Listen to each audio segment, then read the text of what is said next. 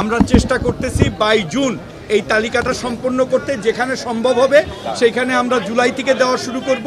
যেখানে আমরা দোকান বা অনেক জায়গায় আছে, যেমন আমরা কিন্তু দিচ্ছি ওই জোনে, কিন্তু মাঠটা নিছি এইটা, তো এইরকম যেখানে আছে সেখানে হয়তো সময় লাগবে, বাট ইনশাল্লাহ আমরা আনুষ্ঠানিকভাবে স্থায়ী দোকান 1 জুলাই থেকে ইনশাল্লাহ শুরু করব। পেঁয়াজটা ঘাটতি নাই, পেঁয়াজ এখন আমাদের সিজন চলতেছে, আর পেঁয়াজ যেহেতু প্যারিশেবল গুডস আমরা লোকাল কিনে দিতে চাই না, যেহেতু পেঁয়াজ যথেষ্ট পরিমাণে অ্যাভেলেবেল আছে, আমরা তখন সাপ্লাই বাড়ানোর জন্য বিদেশ থেকে পেঁয়াজ এনে পেঁয়াজটা দিয়েছিলাম যাতে সাপ্লাইটাই থাকে, ওটা সাপ্লাইয়ের জন্য ছিল।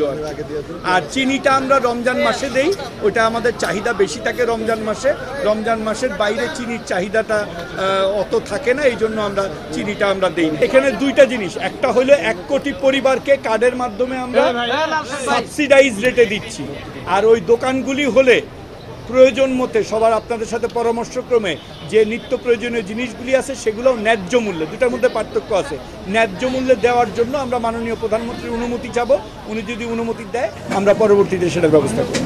যতগুলি পণ্য নিত্য প্রয়োজনীয় আপনারা রিকমেন্ডেশন দেন আমরা দেখেই করি। আমরা পণ্যের সরবরাহটা স্থিতিশীল রাখার চেষ্টা করি, উৎপাদক থেকে ভোক্তা, আমদানিকারক থেকে ভোক্তারা যেন সহজে সকল জিনিসের অ্যাভেলেবেলিটি থাকে, এটা হলো আমাদের কাজ।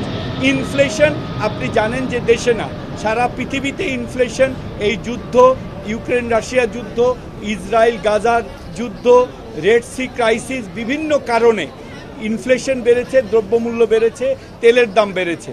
এই জিনিসটার জন্য আমাদের অন্য মন্ত্রণালয় আছে, মনিটারি পলিসি আছে, ফিসক্যাল পলিসি আছে।